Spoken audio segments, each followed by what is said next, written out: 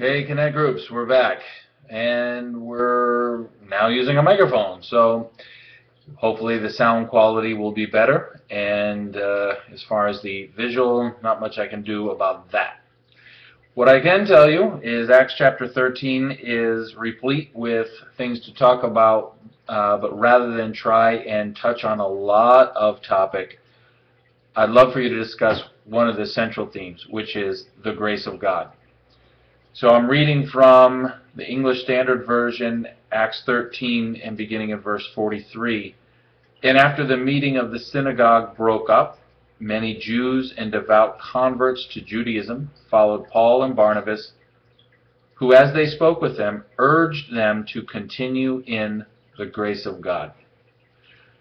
During the sermon, I suggested that grace had a lot to do with several categories that were mentioned a few verses prior, such as forgiveness of sin, belief in God, justification. And I truly believe those are all adequate and part of what grace is. But there's more.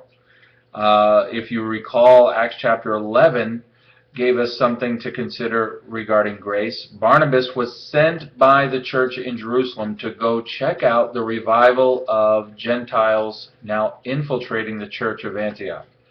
So Barnabas shows up, and I'll pick it up in Acts 11:23. It says, when he came, meaning Barnabas, he saw the grace of God.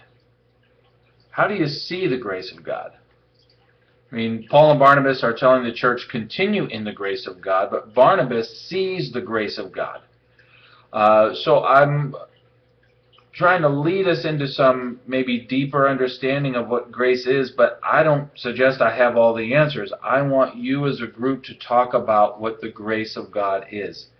Many of you know by heart Ephesians chapter 2, verse 8 and 9 speak about salvation in terms of grace. It is by grace that we are saved through faith.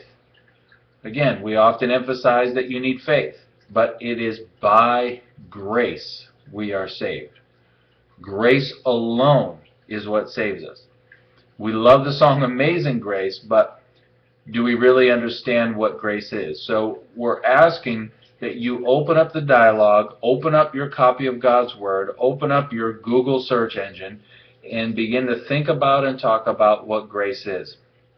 I also want to submit two other scriptures to you that talk about Jesus in terms of grace.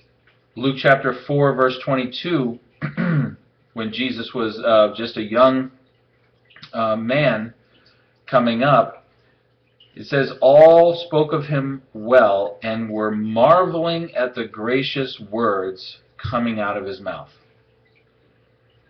So here's grace used in terms of language. And then John chapter 1, verse 14, and the Word became flesh and dwelt among us, and we've seen His glory, glory as the only Son from the Father, full of grace and truth. So whatever grace definition you're going to come up with, I encourage you to look at the life of Jesus and the words of Jesus. Because Jesus, according to John's Gospel, is the fullness of grace, as He is the fullness of truth. And the words of Jesus are gracious. So as you come up with a definition or an understanding or a great discussion about grace, then I want you to pray that God's grace would be made known to those around you, and that you and I and First Assembly would become gracious people. That God's grace would be shed on us, and we would in turn be gracious to those around us. Have a great discussion. Enjoy your time together. I hope the food is amazing, and I hope that your conversation is equally tasty. Have a great night. God bless.